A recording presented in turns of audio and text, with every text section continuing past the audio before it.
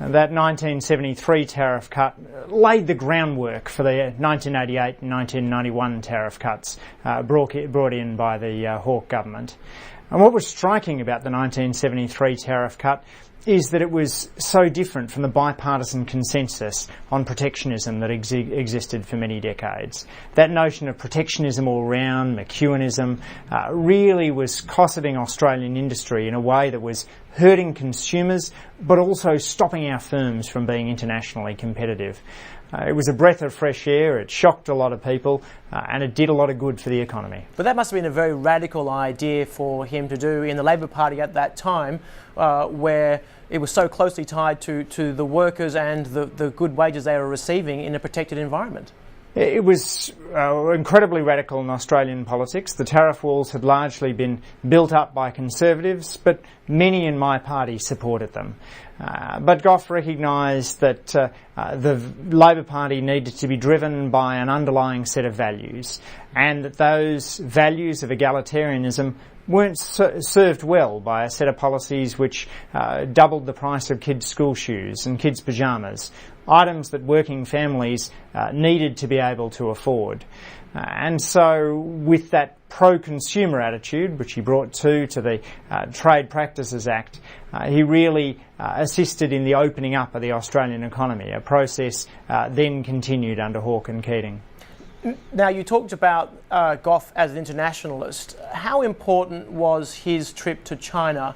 It's a very brave trip to China, as we've just had the condolence motions in the House, and Wayne Swan there referred to the fact that Gough's trip to China is planned at a time in which the scare campaigns about Reds under the beds are running hot. It was said by a senior Conservative that Gough had been played like a trout. But indeed, when Nixon goes to China, the Australian Conservatives have to eat their words, and they recognise that Gough, far from making a crazy decision, has made a visionary one, and has connected Australia with a country which is the most populous in the world, and which is a source of economic prosperity for Australia in the generation to come. But of course it was domestic economics that really was the downfall for Gough Whitlam. Many have said that, the problem was that he wasn't able to keep control of the finances in terms of his huge spending programs. Was he unfairly criticised for the way that he ran the economy, or was it fair enough that he really didn't have a good enough eye on the nation's finances? Well, the Whitlam government has the misfortune of taking office just before the global oil shocks. And so, had Whitlam won 1969, he would have had an extra 3 years of essentially easy governing at a time when unemployment was low and the global economy was easy to operate in. The Whitlam government didn't have that luxury. The oil shocks drove up inflation and unemployment, so-called stagflation, which many macroeconomists had thought couldn't happen. They thought there was a trade-off between inflation and unemployment, and that you couldn't have them both going up together. It did confound the Whitlam government, but let's be fair, it confounded the US administrations in Nixon, Ford and Carter. It confounded the Callaghan government in Britain.